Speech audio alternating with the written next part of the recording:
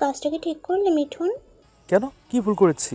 তুমি আমায় জোর করে বিয়ে করছো আর বলছো কি ভুল করছো? কেন? আমি কি খুব অন্যায় করে ফেলেছি? হ্যাঁ করেছই তো।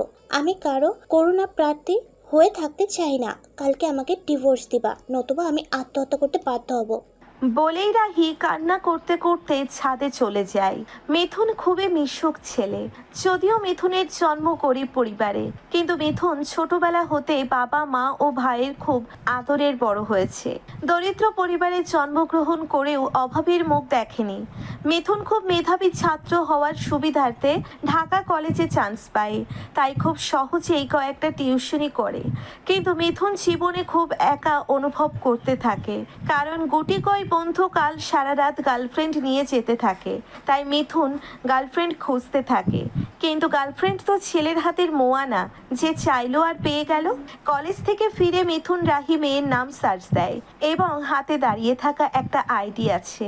মিথুন ফ্রেন্ড রিকোয়েস্ট পাঠায়, কিন্তু রিকোয়েস্ট অ্যাকসেপ্ট করে না। অবশেষে মিথুন রাহিকে মেসেজ পাঠায়। I love you. Sorry. First sign off love. কি যাতা বলছেন, ব্লক করে দেব কিন্তু। দেন, তবুও ভালোবাসি।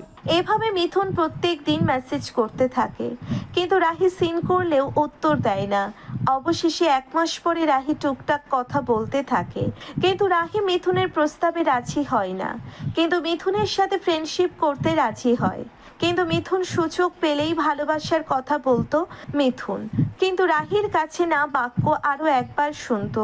মিথুনও কম কিসে, সে রাহিকে বলতো আমি তোমাকে জোর করে হলেও বিয়ে করব।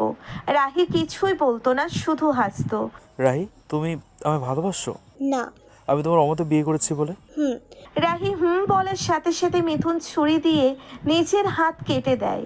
রাহি চিৎকার দিয়ে মিথুনের কাছে যায়, কিন্তু মিথুন রাহিকে দূরে সরিয়ে দেয় আর বলে, রাহি, তুমি আমাকে টাচ করবে না। তোমার রক্ত পড়ছে। পড়ুক, তাই তোমার কি? তুমি তো আর আমাকে ভালোবাসো না, তাই রক্ত পড়ছে পড়ুক। প্লিজ মিথুন, এমন করো না। এমন করার কি দেখছো? এখন তুমি যদি আমাকে না ভালোবাসো, তবে নিচে নেমে যাও। আর শোনো, তুমি নিচে নামার আগে আমি ছাদ থেকে লাফ দেবো। তোমার ভালোবাসা না পেলে বেঁচে থেকে কি করবো? প্লিজ মিথুন, পাগলামি করো না। আমার কাছে কিছুই নেই তোমাকে দেবার, তাই আমি তোমাকে দূরে রাখতে চেয়েছি। তোমাকে চাই, আর না হলে।